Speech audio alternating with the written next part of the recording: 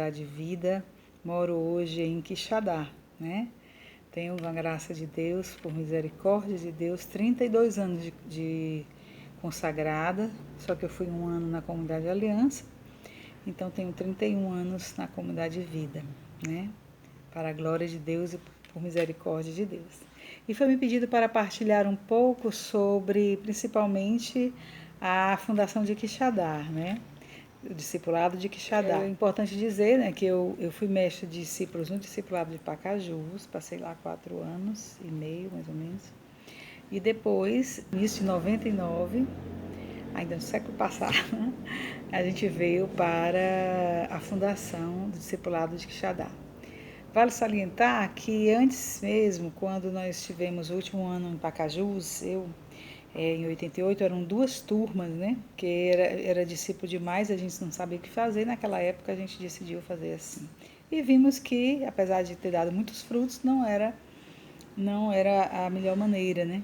E aí fomos procurando local para onde. E soubemos de um prédio que estava abandonado, inacabado, lá em cima da serra, aqui da Serra do Estevão, chamado, né?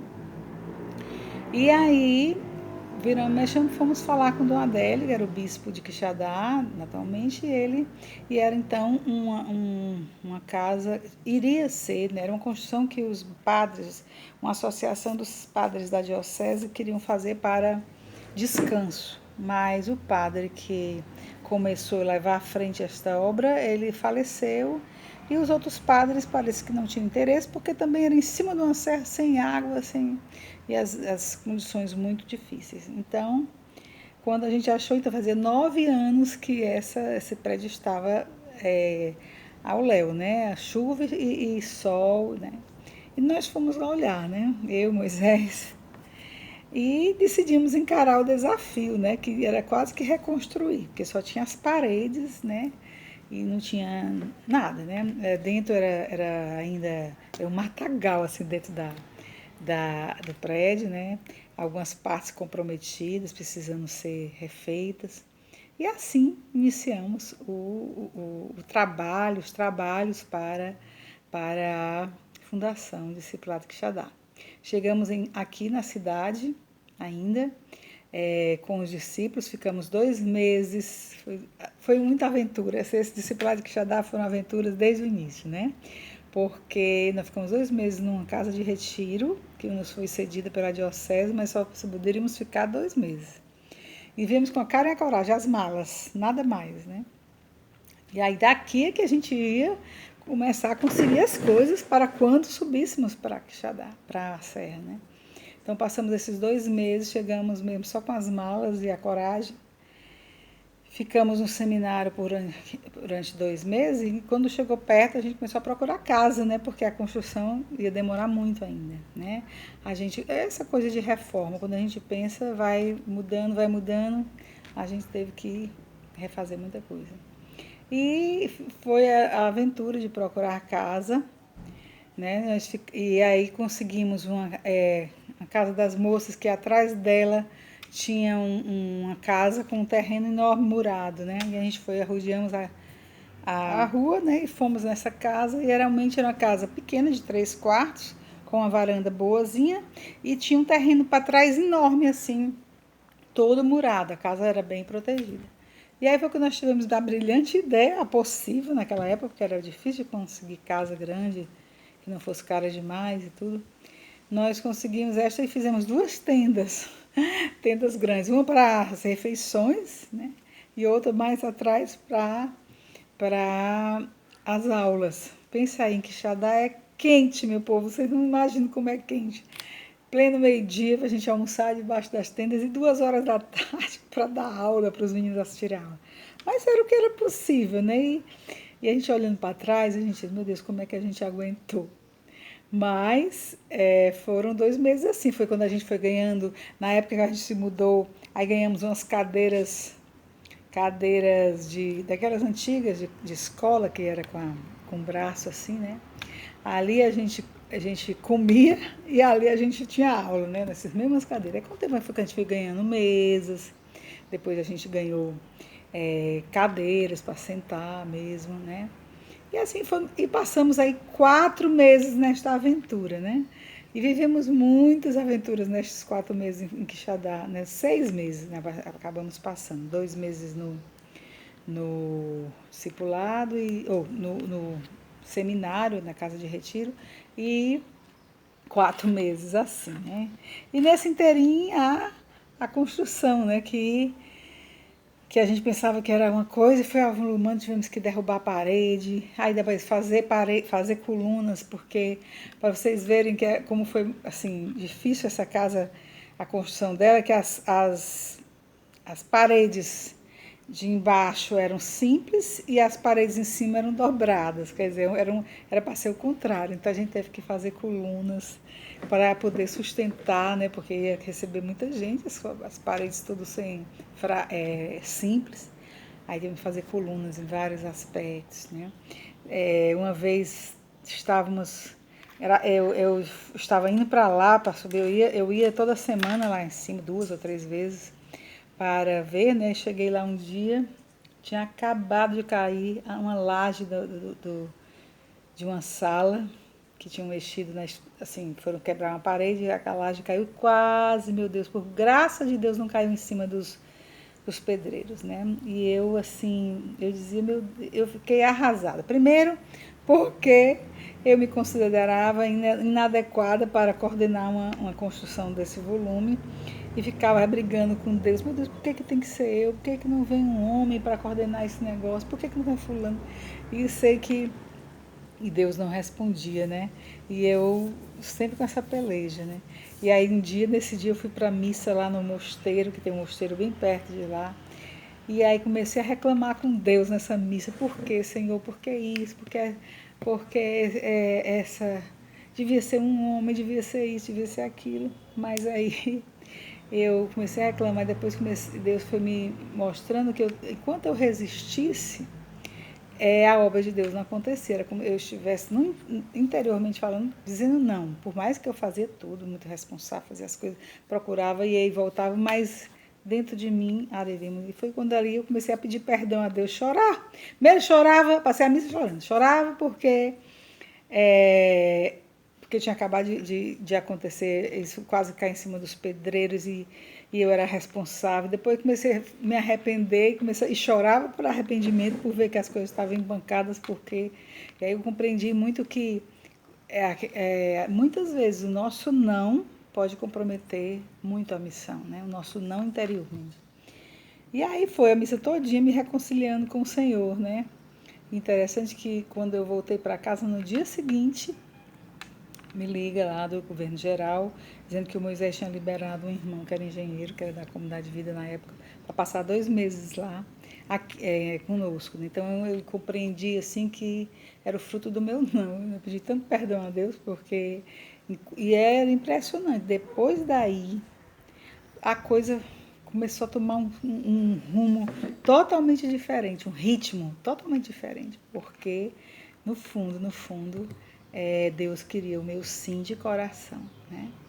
E aí mesmo no escuro eu dei o sim, Deus, mesmo sem ninguém saber assim de tudo, ele mandou, tocou o coração lá do Moisés e tudo, e mandaram um irmão para ajudar nessa parte com os pedreiros, era mais entendido. E foram muitas, inúmeras aventuras desse tempo de discipulado, onde a gente podia experimentar da providência. Toda sexta-feira a gente ficava na porta do banco, esperando o banco, para não deixar o banco fechar, esperando as doações que iam chegar, das campanhas que a gente fez, né? Meu Deus, né? E tinha semanas que era assim, muito dinheiro assim, para folha, né? Nos primeiros meses a folha era caríssima, né?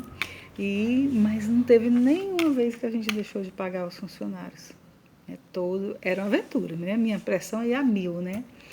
Da espera, de estar chegando o dinheiro e tudo, mas Nosso Senhor nunca nos faltou, né? E nesse inteirinho as loucuras, né, dos discípulos, teve meninas com catapora, isso, e faltando água. Gente, se eu fosse contar todas as...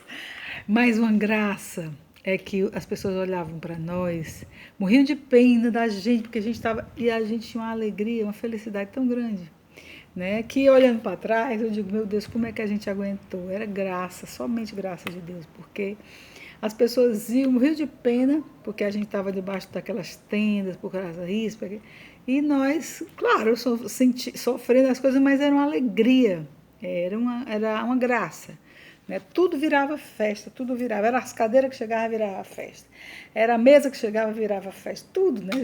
A pobreza valorizava o mínimo que chegava, né? A pequena melhor estrutura que chegava, a gente, né? E a gente, de manhã, na manhã de oração, a gente colocava, vinha uma irmã da comunidade Aliança, duas irmãs da comunidade Aliança de Quixadá, que naquela época a gente coordenava a rádio, né? Então elas iam, uma levava o Santíssimo para passar a manhã com a gente e a outra levava de volta, né? Então a gente passava a nossa manhã de oração na varanda e expunha o Santíssimo lá e ali nós ficávamos. Nós gozamos muito da misericórdia, da caridade dos irmãos de Quixadá, da missão, né? Então, assim, foram muitas, inúmeras aventuras, como também, a última que eu vou contar, não tinha água, né? A gente sabia que a gente ia procurar eu na minha ingenuidade, claro, a gente vai furar a água, furar o poço e tudo. E o primeiro poço não deu água. Né? Aí tivemos muita oração e resolvemos fazer uma semana penitencial, todo mundo se confessando, fazendo oração. E no sábado foi a perfurar e nós passamos. Quem não foi lá para cima, nós as mulheres ficamos o dia inteiro em adoração com salmos de louvor, só salmos, e se abrindo ao Espírito, tudo. E só paramos, né? Depois que a gente recebeu a notícia, depois de grande louvor, que tinha dado água. Primeiro poço de água saudável da serra. Não tinha água potável, né? Mesmo no mosteiro não tinha, eles tinham dessalinizador. Então, assim, a gente pode testemunhar, eu posso testemunhar inúmeras experiências do poder, da providência de Deus na vida dos irmãos, nas nossas vidas, né? Me pediram para falar um pouco sobre o discernimento do estado de vida, né, no meu celibato. Sou celibatária há, sei lá, bem 30 anos, né? Mas depois que eu defini mesmo, tem 27, 28 anos, né? E eu fui criada, preparada toda para casar. Sou filha de 10, sou a caçula de 10 filhos, né? A mais nova de 10 filhos, onde toda a mentalidade era de casamento. Então eu demorei muito a desconstruir essa ideia dentro de mim, né? Tanto pelas cobranças da minha mãe, da minha família, como mim mesmo, né? Então eu entrei no primeiro ano de comunidade, fiz o celibato formativo. Naquela época não tinha como é hoje, assim, a gente faz um caminho para ir para o celibato, e aí pede ao conselho e aí vai definir. Não, naquela época a gente fazia um ano, depois não fazia mais. Então eu fiz o primeiro ano, no segundo o pessoal todo perguntando, ei, vai fazer celibato, não sei o quê. E eu, não, quero ficar livre. Né? Eu dizia assim, né? Porque eu queria resolver a minha vida. Então, fiquei, né, entre aspas, livre, assim como eu dizia, mas já Deus me inquietando, mas aquela luta, né? E as pessoas dizem, Teresa, é celibatário? Não, sei disso não, fugia, né? Como muitas vezes, quanto mais a gente foge, mais a gente está fugindo da verdade, né? Da voz de Deus. E aí, quando foi no segundo ano, eu não fiz, mas tinha aquela inquietação, mas ainda muitos medos, muitas resistências, né? Terceiro ano também não fiz, mas aí no terceiro ano eu comecei a trilhar um caminho comecei a ter coragem de querer discernir mesmo, né? O que era a vontade de Deus para mim. E aí foi quando eu fui em missão, no meu quarto ano de missão, onde fui para Propriar, Fundação de Propriar, e lá, quando eu fui renovar, naquela época a gente renovava as promessas, naquela época a gente dizia voto tudo, a promessa volta, eu fui renovar as promessas e a gente fazia também, se fosse o estado de vida, a gente fazia também ali. E eu resolvi, assim, Deus me mostrou que eu deveria ofertar aquele ano pela missão. E aí eu fiz também o celibato. E assim Deus foi me conquistando, né? Pela missão. Aí no outro ano, não, aí ainda resisti. Mas no outro ano ainda disse, não, mas eu vou fazer porque eu descobri muitas feridas, as feridas que impediam, né? De eu me decidir, né? E eu fui descobrir, não, eu vou fazer novamente. E assim foi quando eu estava lá na Catedral de Propriá, olhando, estava tendo a visita da imagem, da réplica da imagem de Nossa Senhora de Fátima, que era a padroeira da diocese. E aí a gente tinha que fazer escalas para estar, e eu estava lá sozinha, fazendo, rezando, não estava nem pensando em estado de vida, quando veio aquela vontade de dizer sim, aquela coisa, aquela vontade de conversar com Jesus e dizer, Senhor, se tu me queres para isso, eu não aguento mais fugir. Se for essa a tua vontade, acalma meu coração. Eu digo sim, pronto. Se é essa a tua vontade, eu não quero mais, não aguento mais resistir. Né? Agora acalma meu coração. E foi aí que passei um mês ainda muito tentada. Meu Deus, aí me deu um medo, vontade de casar, porque eu nem tinha tantas essas coisas. Mas aí, conversando com o bispo, eu fui contar esse meu dilema que eu estava, e ele começou a rir, né? E o senhor ri da minha aflição. E ele disse, não, Tereza, Deus está provando o seu sim. Você não disse sim, né? Você não disse que você queria, que não queria, não aguentava mais fugir, nem resistir. Se era essa a vontade de Deus, você queria? Pois Deus tá provando o seu sim. Dali foi uma palavra de sabedoria que caiu dentro de mim e que realmente ali se instalou uma paz que eu não tinha pedido que Deus pacificasse meu coração. Se instalou uma paz, assim, e realmente, depois de quase 5 anos de luta, de resistência, de briga, eu pude dizer sim a Deus. Nada muito apoteótico e romântico. Como o celibato não é nada romântico, é algo muito real, concreto, né? Claro que Deus quer o nosso amor afetivo, mas mais do que nunca Ele quer decisão, né? Então, ali eu decidi, e foi providencialmente a nossa renovação seria no dia 19 de março, dia de São José. Ali eu consagrei meu celibato a São José e a Nossa Senhora de Fátima, né, que tem sido meus apoios, meus sustentos, né, também. Né?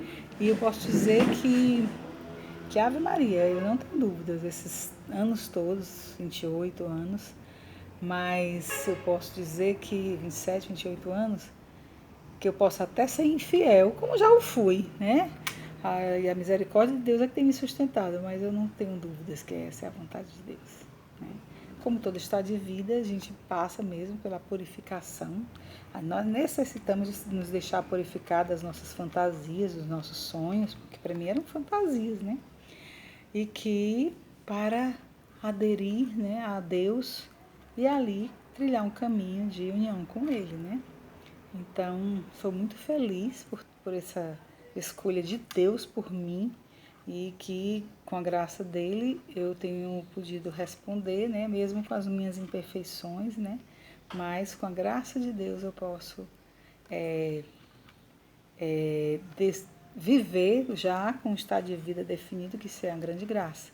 Porque acredito que o estado de vida, posso dizer que é como se fosse a gente entrando naquele trilho. Por mais difícil que seja de vivê-lo, mas eu sei que é para lá, né? Eu sei que é para ali, né? De a gente ficar na dúvida, meu Deus, não sei o que Deus quer de mim. Aquela briga como eu fiquei é muito ruim. Então, entrar no trilho da vontade de Deus. E aí sim, as coisas entram mais... É impressionante como entra no caminho de graças. Então, espero que vocês espero que essas minhas partilhas possam edificar a vocês. Deus abençoe. Shalom.